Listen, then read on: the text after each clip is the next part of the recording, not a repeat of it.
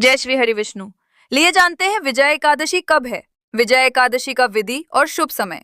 पारण करने का समय। हिंदू धर्म में एकादशी एक महत्वपूर्ण तिथि है, इसलिए विजया एकादशी का भी धार्मिक रूप से बड़ा महत्व है। ऐसा कहा जाता है कि इस पावन तिथि को जो कोई भक्त पूर्ण विधि विधान के साथ व्रत का पालन करता है तो उस व्रती को उसके हर एक कार्य में सफलता प्राप्त होती है। विजया एकादशी व्रत एवं पूजा विधि। एकादशी से एक दिन पूर्व एक वेदी बनाकर उस पर सप्त धान्य रखें। सोने, चांदी, तांबे अथवा मिट्टी का कलश उस पर स्थापित करें।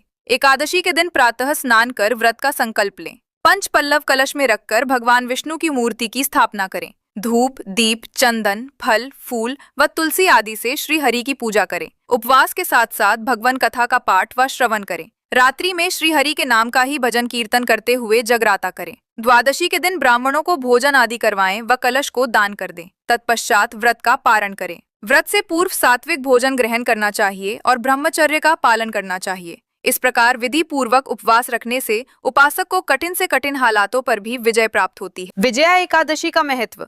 सभी व्रतों में एकादशी का व्रत सबसे प्राचीन माना जाता है।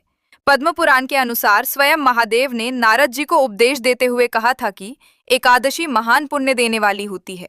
कहा जाता है कि जो मनुष्य विजया एकादशी का व्रत रखता है उसके पितृ और पूर्वज कुयोनि को त्याग स्वर्ग लोक जाते हैं।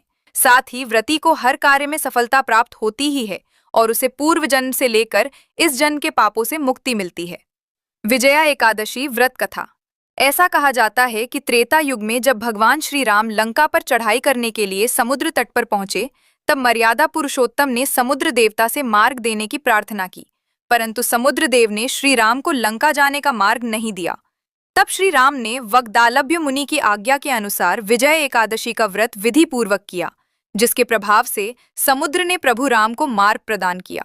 इसके साथ ही विजया एकादशी का व्रत रावण पर विजय प्रदान कराने में सहायक सिद्ध हुआ और तभी से इस तिथि को विजया एकादशी के नाम से जाना जाता है।